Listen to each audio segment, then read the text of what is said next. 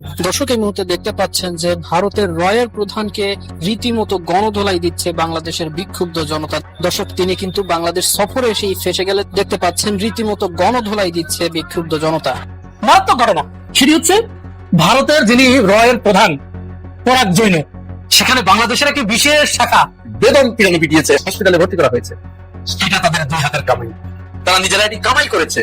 মানে মজা সোজা করে খাড়া হয়ে হাঁটলে সবাই যে দাম দেয় এটা বোঝা যাইতেছে। আজকে মানে ইতিহাসের প্রথম এমন একটা পিকচার দেখে মনটা এত খুশি হয়েছে, বাবা রে বাবা, বলে বোঝাতে পারবো না। যেমন কুকুর তেমন মুগুর, এই নীতি এখন বাস্তবায়িত হচ্ছে। মায়ের খাওয়ার পর ঠান্ডা হয়ে গেছে এখন আতঙ্ক। এখন বাংলাদেশ ভারত সম্পর্ক, ঢাকা দিল্লি সম্পর্কে হঠাৎ করে নাটকীয় মোড় লক্ষ্য করা যাচ্ছে। দর্শক, শত হতাশা, বিএনপির ব্যর্থতা, অদক্ষতা, অযোগ্যতার মধ্যেও এটা একটা সুখবর। ঠিক তখনই রাজনৈতিক দাবা খেলায় এমন এক চাল চালা হলো যা দেখে রীতিমতো হতবাক পুরো দেশের রাজনৈতিক বিশ্লেষকরা। শুরুতেই আপনাদের জন্য একটা গুড নিউজ। বাংলাদেশ ভারত সম্পর্ক, ঢাকা দিল্লি সম্পর্কে হঠাৎ করে নাটকীয় মোড় লক্ষ্য করা যাচ্ছে।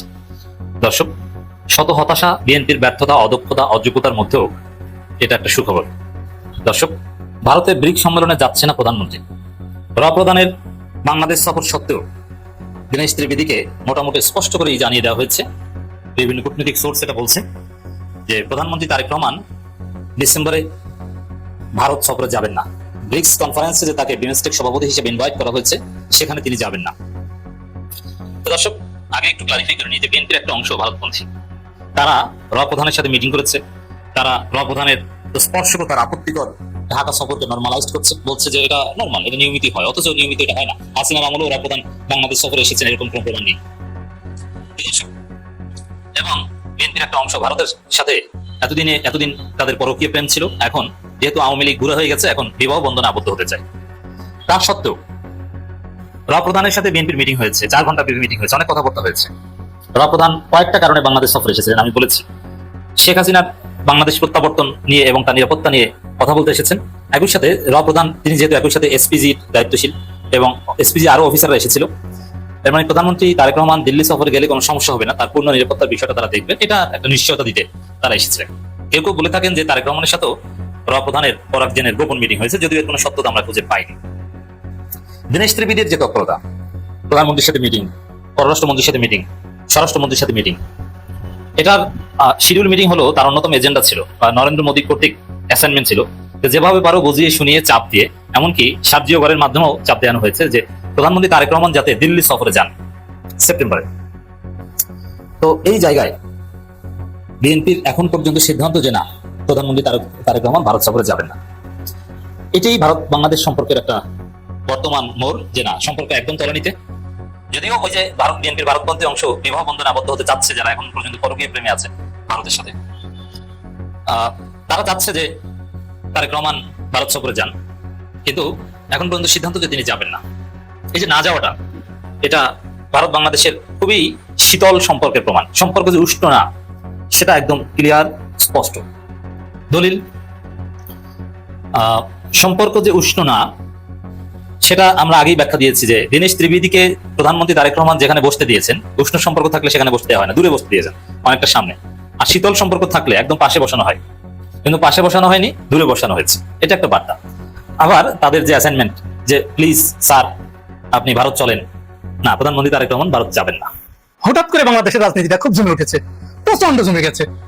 এমন জমেছে, এখানে সবচেয়ে বেশি আগ্রহ তো ইতিপূর্বে চীন দেখিয়েছেই। হঠাৎ করে ভারত এখানে এমন ভাবে ইনভলভমেন্ট দেখাচ্ছে, মনে হচ্ছে তার যে কোনো একটা জায়গায় অনেক বড় ক্ষতি হয়ে যাচ্ছে, যার কারণে সে ঝাঁপিয়ে পড়েছে।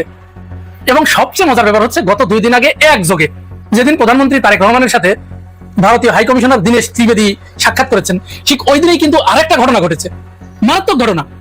সেটি হচ্ছে ভারতের যিনি রয়ের প্রধান পরাগ জৈন বাংলাদেশে ছুটে এসেছেন, এবং তিনি শুধু একা আসেন নাই, কিন্তু পরাগ জৈন সাথে করে এনেছেন আরো 3 জন গোয়েন্দা কর্মকর্তাকে, এবং তারা প্রত্যেকেই রয়ের উচ্চ পর্যায়ের, প্রত্যেকেই একেবারে পরিচালক পর্যায়ের। পরাগ জৈন তো প্রধান আছেনই, আর সাথে আরো 3 জন এনেছেন। তারা আবার একটা বিশেষ ফ্লাইটে শাহজালাল আন্তর্জাতিক বিমানবন্দরে অবতরণ করেছেন। সেখানে বাংলাদেশের একটি বিশেষ শাখা তাদেরকে দেখভাল করছেন, একটি বিশেষ জায়গায় তাদেরকে রাখা হয়েছে, তাকে বিশেষভাবে খাতির যত্ন করা হচ্ছে। কার সাথে কোথায় কখন কিভাবে বৈঠক করছেন, এই ব্যাপারে সরকারের পক্ষ থেকে কোনো বিবৃতি বা কোনো সফরসূচি কোনো কিছু প্রকাশ করা হচ্ছে না।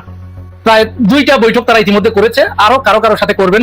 তো এই অবস্থায় যখন বাংলাদেশের মানুষের ভিতরে একটা চরম উত্তেজনা কাজ করছে যে একই সাথে দীনেশ ত্রিবেদী তিনি প্রধানমন্ত্রীর সাথে সাক্ষাৎ করলেন, আবার আকাশপথে উড়ে আসলেন পরাগ জৈন রয়ের প্রধান, ঘটনাটা কি হতে যাচ্ছে বাংলাদেশে? বাংলাদেশের মানুষের ভিতরে একটা উদ্বেগ, উৎকণ্ঠা, একটা শঙ্কা, কি হয়, কি হতে যাচ্ছে, এই ধরনের একটা ভাব।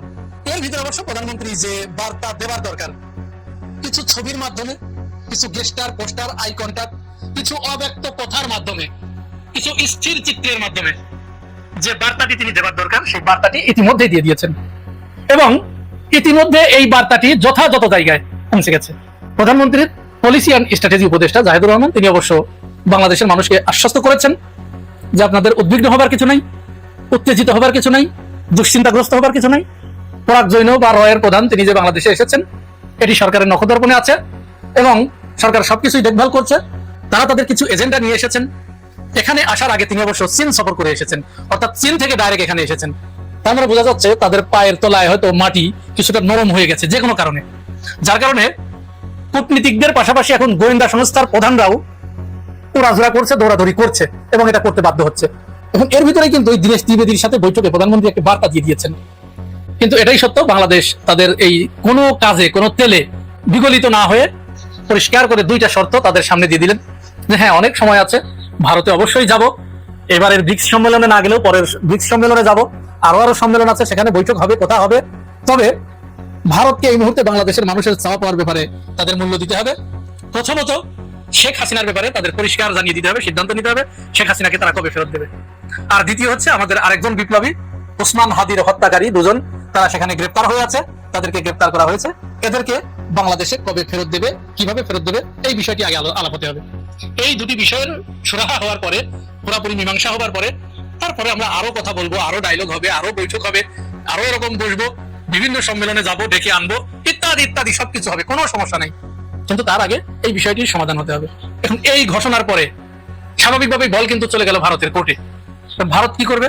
ভারত অবশ্য আজকে আমি যখন এই ভিডিও করছি জানিয়ে দিয়েছে তারা ওই চিরাচরিত কথা অনুযায়ী শেখ হাসিনার ব্যাপারে আমরা আমাদের দিক থেকে যে বিষয়গুলো আছে খুব গভীরভাবে খতিয়ে দেখছি।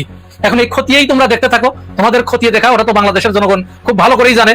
খতিয়ে দেখা মানেই সুযোগ পেলে তখন বাংলাদেশের প্রধানমন্ত্রী হিসেবে ঢুকিয়ে দেবে, এই হচ্ছে তোমাদের খতিয়ে দেখা। এটাই দেশের মানুষ বুঝতে পেরেছে। আর ওসমান হাদির খুনিদের ব্যাপারে তাকে প্রশ্ন করা হলে জয়সাল বলেছে যে এটি আইনগত বিষয়, আইনগত দিক বিচার বিবেচনা চলছে, তদন্ত সাপেক্ষে এই বিষয়টি সিদ্ধান্ত নেওয়া হবে। তার মানে 2টা বিষয় আবারও অস্পষ্টতা রেখেছেন, পরিষ্কার করে কিছুই বলেন নাই, ওই কূটনৈতিক মারপেচের ভাষায় তারা যেটা করতেছে সেটি আবারও বলে দিয়েছেন। আমরাও বাংলাদেশের জনগণ যারা আছি তারাও দেখতে থাকি, সরকারও এই ব্যাপারে যথাযথভাবে ওয়াকিবহাল আছেন, পর্যবেক্ষণ করছেন, দেখছেন, যতই পরাগ জৈন আসুক আর যেই আসুক। যেমন কুকুর তেমন মুগুর, এই নীতি এখন বাস্তবায়িত হচ্ছে সীমান্ত এলাকায়। অর্থাৎ বিএসএফ, ভারতীয় বিএসএফ সীমান্ত এলাকায় যেভাবে মাস্তানি করতো, মাতব্বরি করতো, আগে বিজেপি বা বাংলাদেশের মানুষ খুবই শঙ্কিত থাকতো, কুণ্ঠিত থাকতো। কৌশিনের ঘটনার পর থেকে দেখেন যেভাবে প্রতিরোধ করছে বিজেপি এবং বেশি, তাতে আস্তে আস্তে পরিস্থিতি পরিবর্তন করছে। সর্বশেষ খবর এই যে বাংলাদেশি কৃষককে বিএসএফ ধরে নেওয়ার পর ভারতীয় 2 জনকে ধরে আনেন গ্রামবাসী। এর আগেও আরেকটা ঘটনা ঘটছে এই একই ধরনের, বাংলাদেশি কে ধরে নিছে, তাদেরও একজনকে ধরে আনছে, তারপর মীমাংসা হয়েছে, তারপর উনিও ফেরত আসছেন বাংলাদেশের, আর ভারতীয় নাগরিকও চলে গেছে। এইভাবে চলতে থাকলে ঠিক নেপালের এই কাণ্ডটাই করতো বিএসএফ। তারপর নেপাল থেকে আচ্ছা রকম মাইর খাওয়ার পর ঠান্ডা হয়ে গেছে। এখন নেপালিদেরকে রীতিমতো ভয় পায় বিএসএফ। এখন বাংলাদেশ তো গত 15 বছরে তাদেরকে আশকারা দিছে, আহ্লাদ দিছে যে সবসময় দুগুধু থাকতো বাংলাদেশের বিজেপি। তো ওই মাতব্বরি করতে আমি তো বললাম তো, কোন সীমান্তে বিএসএফ পাত্তা পায় না। লাদাখের তো বহু অঞ্চল দখল করে ফেলছে, কিচ্ছু করতে পারে না, এমন মার দিছিল একবার 27 জন না 28 জন স্পট ডেড। তারপরে অরুণাচল দেখেন দখল করে বসে আছে। অরুণাচল মানেই না চীন, তারা তাদের নাম দিয়ে ওইটাকে তাদের অংশ মনে করে। সেখানে কোনো বিএসএফ মাতবাড়ি করতে পারে না। সব মাতবাড়ি এখানে করতে করতে এমন অভ্যাস হয়েছে, কিছুদিন পুশিং নিয়ে সাংঘাতিক দলে দলে লোক ঢুকাচ্ছিল, এখন দেখেন 1, 2, 3, 4 কমে গেছে। আছে তৎপরতা, আছে গুলি করতেছে, এটাও আছে। কিন্তু এই ঘটনা নেই যে বাংলাদেশি কৃষককে ধরে নিয়ে গেল আর বাংলাদেশ চুপ করে বসে থাকলো, তাদেরকে আবেদন নিবেদন জানাবে না। এখন তাদেরকে ধরে নিয়ে এসে তারপরে আলোচনার টেবিলে মেহেরপুর সদর উপজেলার ইসাখালী সীমান্ত এলাকা থেকে আব্দুল মান্নান 70 নামে এক বাংলাদেশি কৃষককে ধরে নিয়ে গেছে বিএসএফ এর প্রতিবাদে সীমান্ত এলাকায় অবস্থানরত 2 ভারতীয় নাগরিককে আটক করেছেন স্থানীয় বাসিন্দারা। আজ মঙ্গলবার সকাল 8টার দিকে উপজেলার ইসাখালী সীমান্ত পয়েন্টে এই ঘটনা ঘটে। আটক আব্দুল মান্নান ইসাখালী মসজিদ পাড়ার প্রয়াত নূর বক্সার ছেলে। বেলা 2টার দিকে এই ঘটনায় পতাকা বৈঠক করেন বিজেপি এবং বিএসএফ এর কর্মকর্তারা। ভোটের থেকে আটক 3 জনকেই নিজ নিজ দেশের সীমান্ত বাহিনীর হাতে তুলে দেওয়া হয়। দেখেন, এই যদি না আটক করতো তাহলে ওই বাংলাদেশি যাকে নিয়ে এসছে তাকে হয় পিটাই মেরে ফেলতো, গুলি করতো, নতুবা ওদের কারাগারে ঢুকাই ফেলতো। চুয়াডাঙ্গা ব্যাটালিয়নের 6 বিজিবি অধিনায়ক লেফটেন্যান্ট কর্নেল নাজমুল হাসান জানান, পতাকা বৈঠকে আব্দুল মান্নানকে ফেরত দিয়েছে তারা। এলাকাবাসীর আটক করা 2 ভারতীয়কেও ফেরত দেওয়া হয়েছে। স্থানীয় লোকজনের সূত্র বলছে, আব্দুল মান্নান দীর্ঘদিন ধরে ইসাখালী সীমান্তের 1.5 বিঘা জমিতে কাঁচা মরিচ সহ অন্যান্য ফসলের চাষ করে আসছেন। আর সকালে ওই জমিতে কীটনাশক স্প্রে করতে গেলে বিএসএফ তাকে তুলে নিয়ে যায়। এই ঘটনায় ইসাখালী গ্রামে ছড়িয়ে পড়লে স্থানীয় লোকজন ভারতীয় 2 কৃষককে আটক করে নিয়ে আসে। আব্দুল মান্নানের নাতি খলিলুল্লাহ প্রথম আলোকে জানান, আমার দাদাকে বিএসএফ ধরে নিয়ে যাওয়ার খবর পাওয়ার পর তাদের ছেড়ে দেওয়ার জন্য অনুরোধ করা হয়, কিন্তু তারা আমার দাদাকে ছেড়ে দেয়নি। এই কারণে এলাকার মানুষ ক্ষুব্ধ হয়ে 2 জন ভারতীয় কৃষককে তুলে এনেছে। তাদের একজন সচিন কর্মকার, অপরজন হচ্ছে নারায়ণ দেব। দেখ, এই হচ্ছে ঘটনা। এই সমস্ত ঘটনা যদি চলতে থাকে গ্রামবাসী সীমান্ত এলাকায় বিএসএফ এর প্রতিটা কর্মকাণ্ডের যদি জবাব দিতে থাকে, তাহলে ইনশাল্লাহ বিএসএফ এর এই যে মানে পশুর মতন তারপরে মাপদারকে যখন তখন ফসলের কাজ বন্ধ করে দেওয়া, কৃষককে ধরে নেওয়া, এই কার্যক্রমটা বন্ধ হবে। এটা অব্যাহত রাখা দরকার। আগে সাহস ছিল না, এখন সীমান্ত এলাকার পুরো পরিস্থিতি